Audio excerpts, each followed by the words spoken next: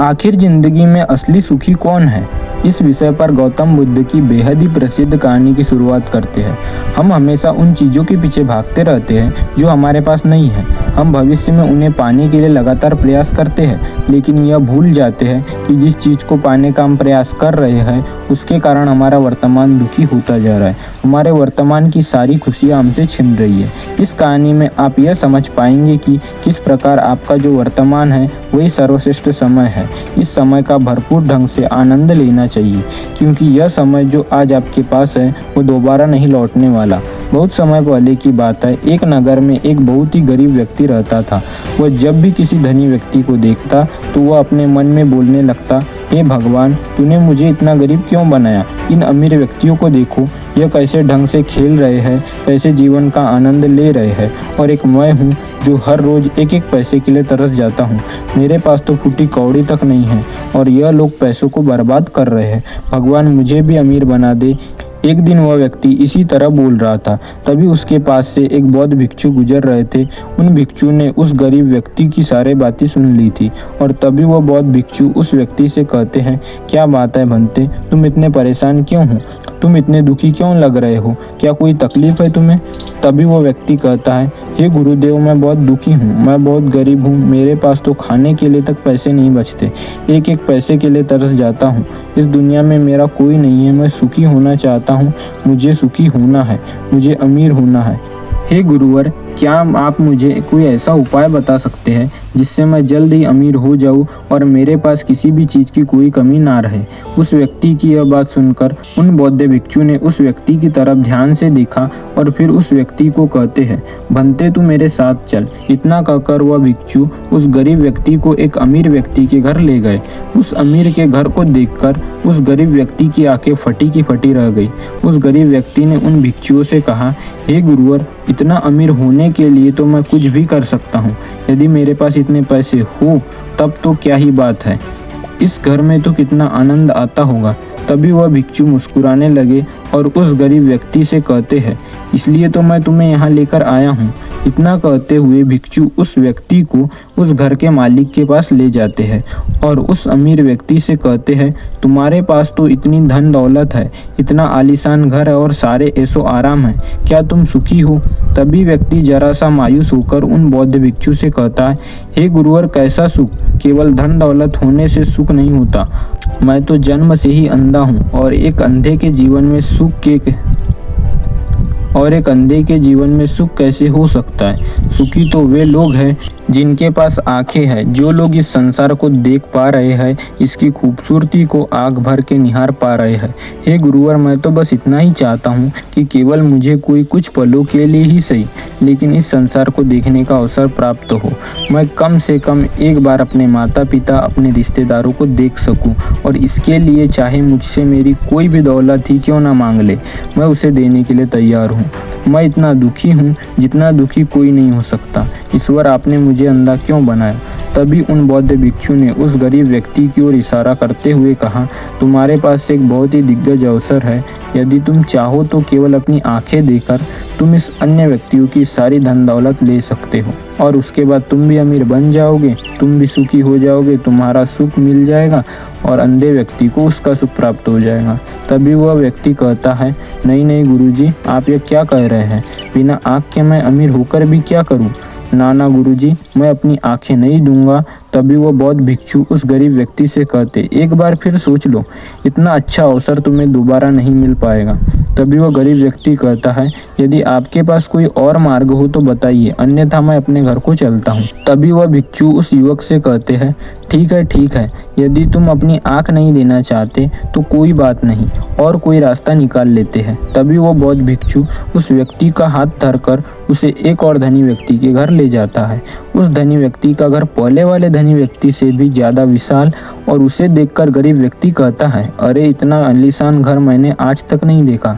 तभी वो बौद्ध भिक्षु उस गरीब व्यक्ति को उस धनी व्यक्ति के पास ले जाते हैं और उस धनी व्यक्ति से कहते हैं, आप तो बहुत सुखी होंगे, आपके पास इतना आलीशान घर है, इतनी धन दौलत है, सारे ऐशो आराम है, आपको तो किसी चीज़ की कोई कमी नहीं है, आप अवश्य ही बहुत सुखी होंगे।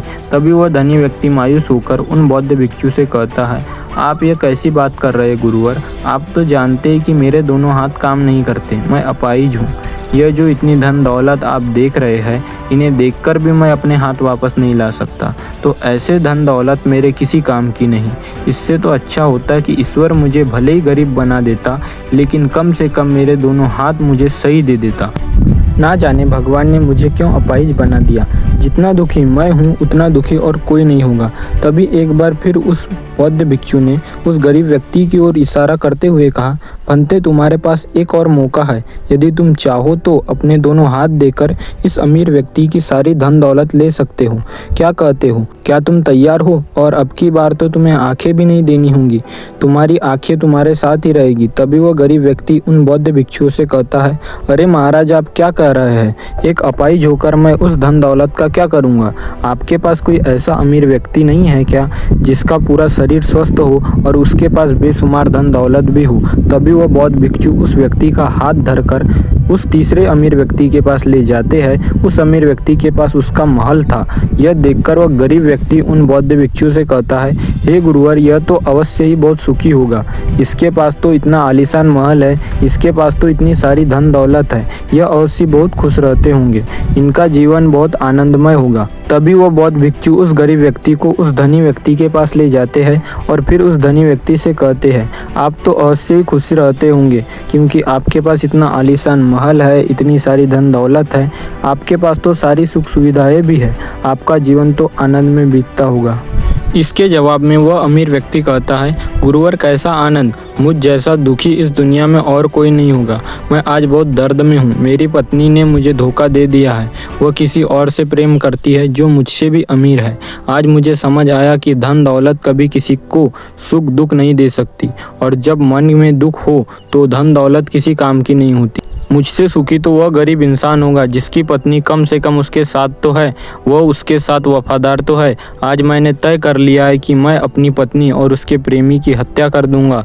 यह सुनकर वह भिक्षु उस अमीर व्यक्ति से कहते हैं, इससे पहले कि तुम ऐसा कदम उठाओ, कम से कम मुझे भोजन तो करवा जाओ और साथ ही कुछ कांच के टुकड़े भी ले आना। वह धनी व्यक्ति उन साधु संतों का बहुत आदर करता था, इसलिए वह उन बौद्ध भिक्षुओं की बात मान जाता है, लेकिन वह यह नहीं समझ पाता कि आखिर उन बौद्ध भिक्षु ने खाने में कांच के टुकड़े क्यों मंगवाए हैं। लेकिन जैसा कि उन बौद्ध भिक्षु ने कहा था, वह अमीर व्यक्ति उसी प्रकार खाने की व्यवस्था कर देता है। वह भोजन के साथ कुछ कांच के टुकड़े लेकर उन बौद्ध भिक्षुओं के पास पहुंचता है। तभी वह बौद्ध भिक्षु, वह गरीब व्यक्ति और वह धनी व्यक्ति, वह तीनों साथ भोजन बैठकर करते हैं, और उसी समय बौद्ध भिक्षु कुछ कांच के टुकड़े उठाकर उस अमीर व्यक्ति के भोजन में मिला देते हैं और उससे कहते हैं, लो अब तुम इसे खा सकते हो। वह अमीर व्यक्ति अचंभित हो गया और उन बौद्ध भिक्षुओं से कहता है, हे गुरुवर, आप यह क्या कह रहे हैं?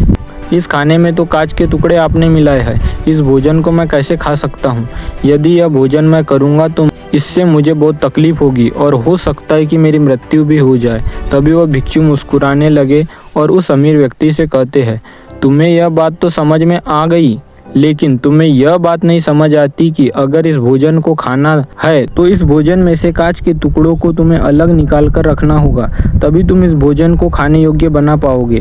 तब यह भोजन तुम्हें कोई तकलीफ नहीं देगा, बल्कि तुम्हें सुख ही प्रदान करेगा। इस पर अमीर व्यक्ति अचरज में उन बौद्ध भिक्षु से कहता है, हे गुरुवर, आखिर आप क्या कहना चाहते हैं? तभी वह बौद्ध भिक्षु उस अमीर व्यक्ति से कहते हैं, ऐसे लोग जो कांच के टुकड़े के समान हैं, यदि तुम उनके साथ चिपके रहोगे तो तुम्हें दर्द तो अवश्य ही होगा। जिस प्रकार यह कांच का टुकड़ा मिला हुआ भोजन तुम्हें दर्द प्रदान करेगा, इसलिए इसका समाधान तो यही है कि तुम इन कांच के टुकड़ों को भोजन से अलग कर दो और जो है उस पर ध्यान दो, अर्थात कि तुम उन लोगों को भूल जाओ जो तुम्हारे जीवन में नहीं है और उन लोगों पर ध्यान दो जो इस समय तुम्हारे साथ है। जैसा कि तुम्हारी पुत्री, वह भी तो तुम्हारे प्यार की भूखी है। क्या तुम्हारा यह कर्तव्य नहीं है कि तुम उसका ख्याल रखो, उसकी परवरिश करो? आगे भिक्षु अमीर व्यक्ति से कहते हैं, सुख तो तुम्हारे पास ही है, बस इन कांच के टुकड़ों को अर्थात अपनी पत्नी और उसके प्रेमी की हत्या करने का यह विचार अपने मन से निकाल दो।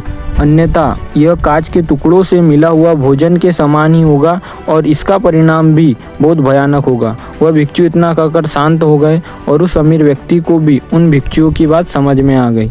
उन्होंने तुरंत ही उन बौद्ध भिक्षुओं के चरण छुए और वह अमीर व्यक्ति कहने लगे, हे गुरुवर, आपने मुझे पाप करने से बचा लिया, मैं आपका बहुत बहुत आभारी हूँ। उसके बाद वह भिक्षु उस गरीब व्यक्ति को लेकर आगे की ओर निकल जाता है। तभी रास्ते में वह गरीब व्यक्ति उन भिक्षुओं से कहता है, हे गुरुवर, क्या इस दुनिया में ऐसा कोई नहीं है जो सुखी हो? तभी वह भिक्षु उस गरीब व्यक्ति से कहते हैं, बनते आखिर तुम सुखी क्यों नहीं हो? इस पर गरीब व्यक्ति कुछ देर के लिए सोच विचार करता है, लेकिन उसके पास कोई जवाब नहीं होता। तभी वह भिक्षु उस गरीब व्यक्ति से कहते हैं, क्योंकि तुम्हें वह चाहिए जो तुम्हारे पास नहीं है। तुम्हारे पास धन नहीं है और वो तुम्हें चाहिए। तुम अमीर होना चाहते हो, तुम्हें लगता है कि वह तुम्हें सुख देगा, लेकिन तुम इस वास्तविकता को भी भूल रहे हो कि बाद में तुम्हें दुख भी वही देगा।